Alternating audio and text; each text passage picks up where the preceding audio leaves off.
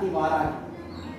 வாராகி என்பது சுதையிலே இருக்கிறது, கருங்கல்லிலே இருக்கிறது, பஞ்சலோகத்திலே இருக்கிறது, சித்திர வடிவம், அதாவது போட்டோ வச்சு வழிபாடுகள் இருக்கு. கருங்காலி மரத்தில் இருக்கு, வேப்ப மரத்தில் இருக்கு. இந்த கருங்காலி மரம் வேப்பம் ரொம்ப ஸ்ட்ராங்கானது. இது இப்போ நான் உட்காந்துருக்கேன்ல, இந்த பீடம் வந்து வேப்ப மரம் 80 வருஷம் அந்த மரம் எவ்வளோ ஸ்ட்ராங்காக இருக்கு. 80 வருஷம் மரத்தில் ஒரு பலகை போட்டால் அது ஸ்ட்ராங்காக இருக்கும். அந்த சைடு ஒரு கருங்காலி உள்ள இருக்குது, இந்த உள்ள இருக்கிறது.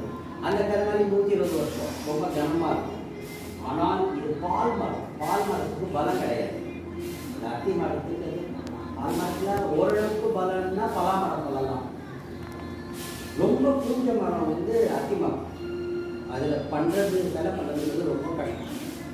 ஸோ இது 300 வருஷம் பழமையான வைரம் பாய்ஞ்ச ஒரு மரம். எவ்வாதிலிருந்து வரப்பட்டு அதில் செய்யப்பட்ட மரம். இதில் வந்து வாராகி என்கிட்ட கொடுத்த ஒரு இது மாதிரி காருண்ய வாராகியாக, ஹரித்ரா வாராகியாக இருக்கிறது. காருண்யம் என்றால் இந்த அம்பாள்கிட்ட இருக்கிற அன்பு, கருணை, கடாட்சம். இதுதான் இந்த வாராகிட்ட இருக்கக்கூடிய ஆயுதங்கள். இந்த வாராகிட்ட என்ன இருக்கு? இந்த பகுதியில் தாமரை, அங்கே என்ன இருக்கு?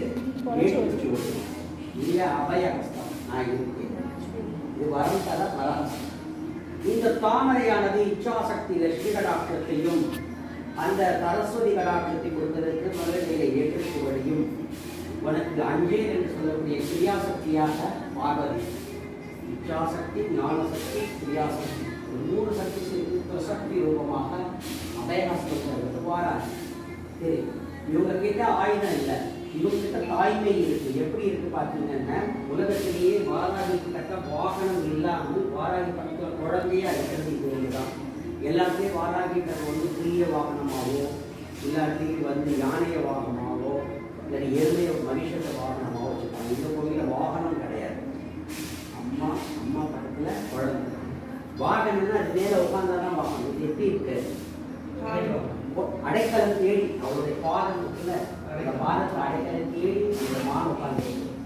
இந்த மான் யார்? இந்த மானெல்லாம் நம்ம தான். ஏன் நம்ம தான் இந்த மான்? கொடும் காட்டிலே மிக சாதுவான பிராணி மான்.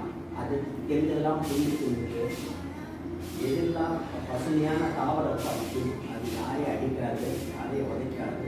மருந்தோடு மான். யாராவது பார்த்தா கூட அது கூச்சமாக ஓடி போயிடும் மான். அப்பேற்பட்ட மானை புலி, சிங்கம், சிறுத்தை, நரி, நாய், கரடி, பாம்பு எல்லாம் பல்விதமான துஷ்ட மிருகங்கள் எல்லாமே பார்க்கும். ஏன்? புரியுதா? அது சாப்பிடுது, அடித்தா சாப்பிடலாம்.